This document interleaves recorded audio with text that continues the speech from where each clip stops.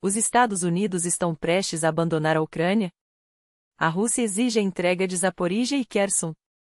Israel surpreende ao apoiar Moscou, e Medvedev esquece que já foi um mero fantoche do Ocidente. Tudo isso e muito mais você confere agora, com exclusividade, nas notícias mais quentes e impactantes do momento. Qual é o novo ultimato de Putin? O que o Kremlin realmente quer para encerrar essa guerra? Um fracasso retumbante na Casa Branca, mas de quem foi a culpa? O que o avião de Zelensky levou embora dos Estados Unidos? A OTAN em crise, a aliança desmoronando e as condições impostas por Washington para continuar ou não o apoio militar. Obrigado por estar aqui, por confiar em nosso trabalho. Para fortalecer ainda mais essa relação, basta se inscrever em nossos canais, curtir este conteúdo ou deixar sua opinião nos comentários. E agora, sem mais delongas, vamos direto às notícias que estão abalando o mundo. O Kremlin faz sua jogada, a Rússia oficializou uma nova exigência chocante. Desta vez, não são apenas ameaças vagas, Kiev deve ceder o controle total de duas joias estratégicas, Zaporíjia e Kherson. A informação foi confirmada por Andrei Kovalenko, chefe do Centro de Combate à Desinformação, e transmitida aos americanos durante a reunião na Arábia Saudita. Dados do Instituto para o Estudo da Guerra revelam que, apesar dessas cidades ainda estarem sob domínio ucraniano, Moscou não desistirá até conquistá-las. Será que o Ocidente vai permitir? E agora, o golpe final: os Estados Unidos podem cortar todo o apoio à Ucrânia. Após o escândalo entre Trump e Zelensky, o presidente americano ordenou uma revisão urgente. Será viável interromper, mesmo que temporariamente, o fluxo de armas e inteligência para Kiev? O Wall Street Journal e o New York Times não deixam dúvidas: o risco é real. Não se trata apenas de munição ou equipamentos, até o centro de comunicações em uma base alemã e o treinamento de soldados ucranianos podem ser desativados. O que você acha? Os Estados Unidos vão abandonar a Ucrânia no momento mais crítico? Deixe sua opinião nos comentários. Para entender melhor, conversamos com o especialista Igor Reiterovich, que analisa o cenário com precisão cirúrgica. Igor Reiterovich, politólogo. Nos Estados Unidos, há uma tradição quase sagrada: os projetos de uma administração são herdados pela seguinte, e interromper algo já em andamento exige mais do que retórica política. Os recursos estão alocados, os contratos assinados. Mas o problema não é só burocrático. Se Washington cortar o envio de sistemas antiaéreos, por exemplo, cada ataque russo às cidades ucranianas, com suas vítimas e destruição, será atribuído diretamente a essa decisão. A administração Trump já passa 50 dias sem anunciar novos pacotes de ajuda, e agora nem garante apoio futuro. O próprio Trump declarou que, no momento, os Estados Unidos não estão fornecendo nenhuma assistência defensiva à Ucrânia. Isso pode ser o início de uma virada radical: Kiev sozinha contra Moscou. Ainda assim, fontes próximas ao governo ucraniano, citadas pelo Financial Times, garantem que o país consegue resistir por pelo menos 6 meses sem Washington. Será suficiente? Mas a viagem de Zelensky aos Estados Unidos não terminou como ele esperava. Enquanto o mundo ainda digeria o confronto com Trump, o avião presidencial já decolava rumo a Londres, onde o líder ucraniano participaria de uma cúpula com primeiros ministros europeus. Antes, porém, ele concedeu uma entrevista ao Fox News, tradicionalmente alinhado aos republicanos, em um tom surpreendentemente moderado, mas com mensagens contundentes. Zelensky foi direto: não foi bom. Foi ruim. Tivemos muitos diálogos, sempre fui transparente com a mídia, mas há questões delicadas. Quero que nossos parceiros entendam a situação corretamente. Não podemos perder nossa amizade. Palavras que soam como um pedido de desculpas velado? Ou uma tentativa de salvar o que ainda resta da relação? O mundo não poupou críticas. The Washington Post decretou: aquele encontro enterrou qualquer chance de um acordo de paz. The Wall Street Journal foi além: ambos saíram perdendo. E o Bloomberg alertou: os aliados dos Estados Unidos estão em pânico, a ruptura com Trump pode levar a um desastre sem precedentes. Mas, para alguns, a culpa é toda de Zelensky.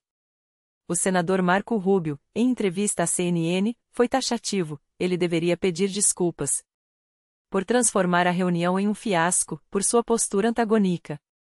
Não havia necessidade de ser tão confrontador. Quando ele questionou o vice-presidente com ironia: que diplomacia é essa? Tudo desandou. A apresentadora Katie Collins rebateu, mas por quê? Ele já agradeceu inúmeras vezes pela ajuda americana. A resposta? Isso não justifica o tom. Estamos falando de milhares de mortes, de crimes horrendos contra prisioneiros e crianças. Precisamos parar essa guerra, e atitudes como essa não ajudam. Enquanto isso, o Kremlin comemora. Em Moscou, a euforia é geral. Medvedev zombou de Zelensky, dizendo que ele levou um tapa dos donos e exigiu o fim imediato da ajuda militar à Ucrânia. Uma bronca humilhante no Salão Oval. Trump finalmente disse a verdade na cara desse palhaço dependente de cocaína. O regime de Kiev está brincando com a Terceira Guerra Mundial, é hora de cortar o suporte a essa máquina nazista, disparou. Maria Zakharova, porta-voz do Ministério das Relações Exteriores russo, foi ainda mais cruel. Todos veem um homem doente, que se perdeu em seu próprio personagem, com a mente nublada por drogas e propaganda. Não é figura de linguagem, é a realidade. Para entender o que está por trás dessa retórica agressiva, voltamos a conversar com Igor Reiterovich. Igor Reiterovich, politólogo, após esse rombo diplomático e a pausa forçada que Trump está impondo, os Estados Unidos perderão qualquer capacidade de mediar negociações entre Kiev e Moscou. E tentar um acordo com a Rússia sem a Ucrânia na mesa? Isso é tão absurdo quanto Napoleão e Aníbal discutindo estratégias em um manicômio. A guerra não acabará assim, só se tornará mais perigosa. Essa euforia russa, no entanto, pode se dissipar tão rápido quanto um sorriso em um hospício. Por quê? Porque a capacidade da Rússia de sustentar uma guerra intensiva, como fazia antes, simplesmente não existe mais. E o mais revelador, praticamente não há declarações de figuras representativas do Kremlin sobre o assunto. Aqui está sua chance, respondam nos comentários a Maria Zakharova ou ao próprio Dmitry Medvedev. Não se reprimam. Estados Unidos ameaçam invadir o México? Enquanto o mundo discute a Ucrânia, Washington lança um ultimato explosivo. The Wall Street Journal revela que os Estados Unidos estão preparados para usar força militar contra o México se o governo não conter os cartéis de drogas. O secretário de Defesa, Pete Hegseth, deixou claro em ligação com autoridades mexicanas, se a colaboração com os narcotraficantes persistir, tropas americanas podem intervir. Há uma sensação de que Trump quer ações concretas, como o desdobramento de forças, afirma uma fonte do jornal. No México, a notícia foi recebida como uma declaração de guerra. Generais chocados já discutem como responder a essa ameaça sem precedentes. Será um novo capítulo de tensão entre os dois países ou o prelúdio de uma invasão real? O Papa Francisco à beira do abismo? A saúde do pontífice de 87 anos se deteriora a olhos vistos. Após um broncoespasmo agudo e uma pneumonia bilateral, Francisco precisou ser colocado em ventilação mecânica, segundo o Vatican News. Mas os problemas não param por aí, há sinais de complicações renais. O mundo observa, apreensivo. Será que o líder espiritual de mais de 1 bilhão de católicos conseguirá superar mais esta batalha? Israel faz jogo duplo, agora apoia a Rússia e Irã contra os Estados Unidos. Em uma virada surpreendente, Israel se alia a Teherã e Moscou para pressionar Washington a manter as bases russas na Síria. O objetivo? Enfraquecer a Turquia, vista como uma ameaça estratégica por Jerusalém.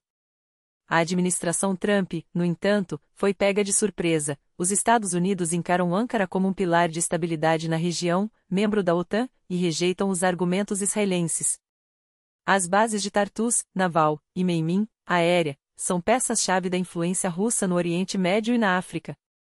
Se forem perdidas após a queda de Assad, será um golpe estratégico devastador para Moscou que, por isso, já sonda formas de ajudar na reconstrução da Síria em troca de garantir sua permanência. Enquanto isso, a Turquia avança, apoiando o novo governo sírio, o que deixa Israel em estado de alerta máximo. O futuro dessas bases? Uma incógnita em meio a um tabuleiro cada vez mais explosivo. Escândalo na Polônia, madeiras belarusas infiltradas na UE. As autoridades polonesas soaram o alarme. 15 investigações criminais foram abertas por suspeita de fraude aduaneira envolvendo fânera contrabandeada da Bielorrússia. No final do ano passado, a alfândega de Lublin interceptou 1.800 paletes do material, avaliados em 3,2 milhões de zlotys, cerca de $800 mil.